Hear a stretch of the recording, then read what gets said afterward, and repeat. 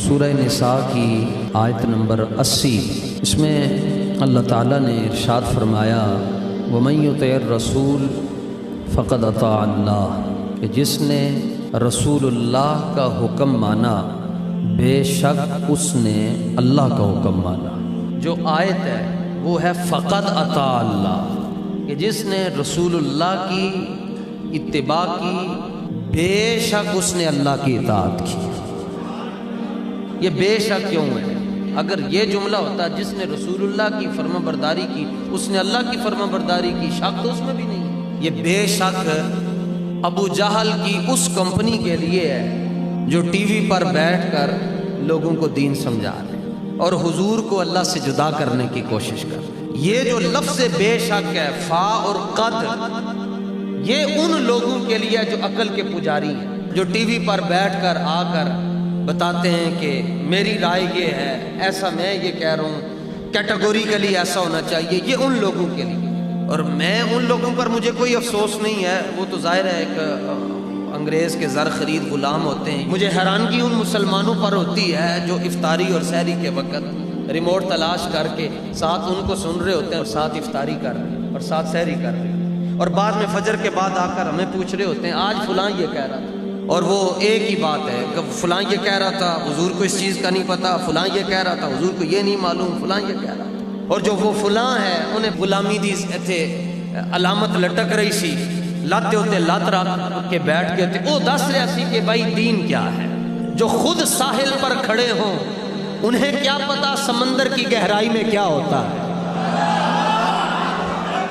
اور جو پہلے بھی نہیں تھا اور کچھ دنوں کے بعد وہ مٹ جائے گا، عدیم ہے، معدوم ہے، عدیم ہے، اس کو کیا پتا کہ وہ صفہ کی یونیورسٹی کے چبوترے میں، اصحاب صفہ کے چبوترے میں کائنات ہست کا جو پہلا مدرسہ ہے، اس مدرسے کی چٹائیوں پر جس نے رسول اللہ سے علم حاصل کیا وہ ابو ہریرہ کون ہے؟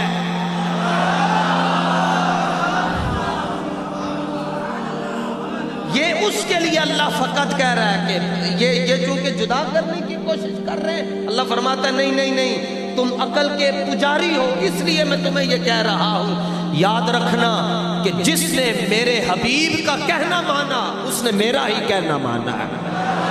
جو میرے حبیب کے در پر چلا گیا وہ میرے در پر آ گیا، جو میرے حبیب کا غلام بن گیا وہ میرا بندہ بن گیا۔ لوگ کہتے ہیں جناب ایتھے تے نہیں رہندے ہو تے تسی انہاں دے خلاف کیوں بول دے ہو؟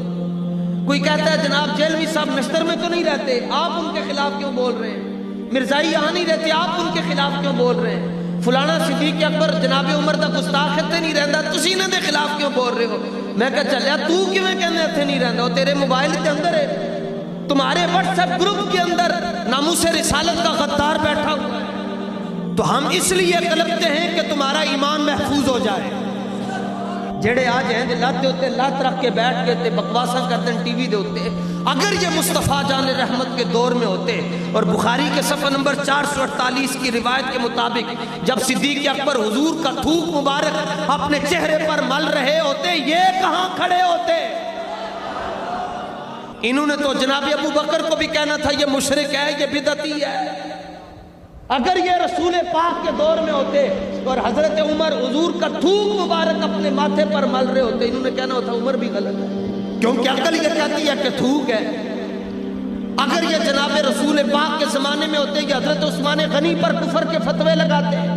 اگر یہ جناب مولا کائنات کے دور میں ہوتے، مولا کائنات حضور کا لعاب دہن شریف اپنے ماتھوں پر اپنی آنکھوں پر لگاتے۔ وہ رسول اللہ کے، یہ بخاری کے صفحہ نمبر 448 کی روایت ہے، وہ حضور کے وضو کا بچا ہوا پانی زمین پر نہیں گرنے دیتے تھے۔ انہوں نے کہنا تھا یہ کیا کر رہے ہیں، یہ بات عقل میں نہیں آتی۔ انہوں نے تو حضور کے صحابہ کو بھی مشرک کہہ دینا تھا، انہوں نے حضور کے صحابہ کو بدعتی کہہ دینا تھا۔ تو مبارک ہو تمہیں اگر آپ صدیوں کے بعد رسول پاک کا نام نامی اس میں گرامی آنے کے بعد وجد میں آ جاتے ہیں، تو جنہوں نے مصطفیٰ کو دیکھا ہوگا ان کی اپنی حالت کیا ہوگی؟ میں آپ کو یہ مشورہ دیتا ہوں کہ بندے دے پتر بن جاؤ، اپنا ایمان بچاؤ۔ بھائی سحری تے افطاری دے ٹائم ٹی وی دا کی کام ہویا؟ خدا دے بندیو قرآن پڑھو، جے تانوں ترجمے دے نال نہیں پڑھنا آندا تسی خالی عربی پڑھو۔ ابھی میں مسجد میں داخل ہوا تو والضحیٰ کی آواز آ رہی تھی، اور اللہ دی قسم خالی والضحیٰ پڑھتے رہو، اور ایک دن تے والضحیٰ والا چہرہ بھی تواڈے سامنے آ جائے۔ آپ قرآن کا علم نشرح لک صدرک پڑھتے رہیں، ایک دن تو وہ علم نشرح لک صدرک والا سینہ آپ کے سامنے آ جائے۔ آپ خالی واللیل پڑھتے رہیں، ایک دن واللیل والی زلفیں آپ کے سامنے آ جائیں۔